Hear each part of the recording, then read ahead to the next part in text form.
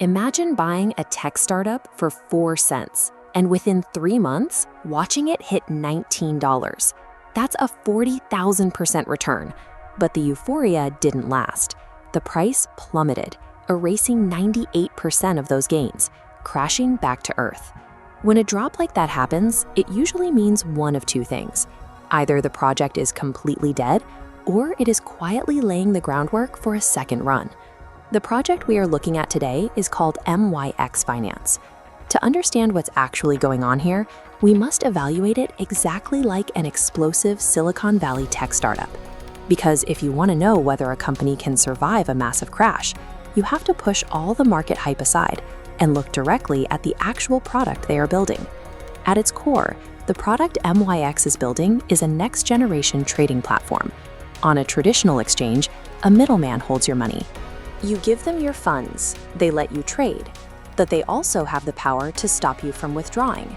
Your money can be frozen and locked away overnight, completely out of your control. MYX removes that middleman entirely. You keep 100% control in your own digital wallet, executing your trades instantly. The technology powering this instant direct trading is highly efficient. In fact, it is so efficient that it attracted major funding from Consensys, one of the heaviest-hitting institutional investors in the digital space. But here's the catch. A great piece of software with big investors is impressive, but it does not automatically guarantee that buying a piece of it is a safe investment. That brings us to tokenomics. It just means the math behind the money. You can think of tokens exactly like shares of stock in a company.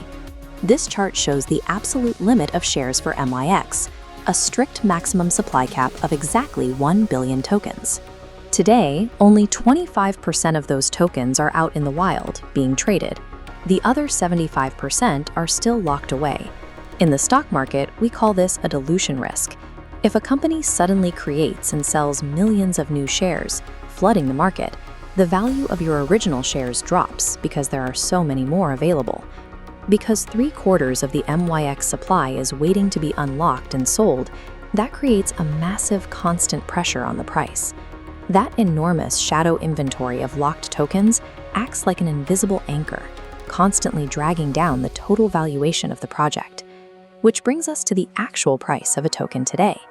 After falling from that dizzying peak of $19, MYX currently trades at roughly 25 cents.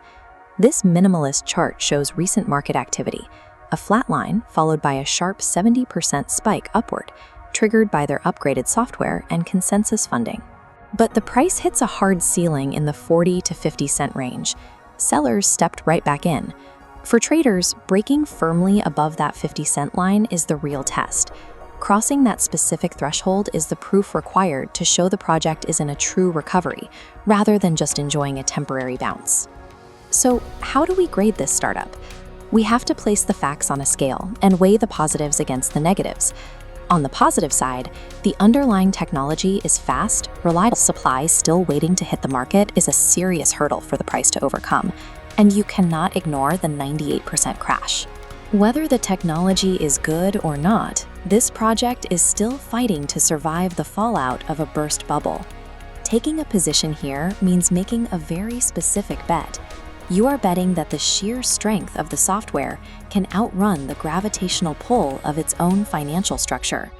MYX is a high-risk, high-conviction bet on a future where trading happens entirely without middlemen. The technological engine they have built is undeniably powerful, but the financial baggage it has to pull down the track is incredibly heavy. If this breakdown helped clarify things for you, please drop a like and subscribe. We bring you fact-based breakdowns every week with no fluff. Finally, remember that this video is for educational purposes only and is never financial advice. Always do your own research before putting your money into any project.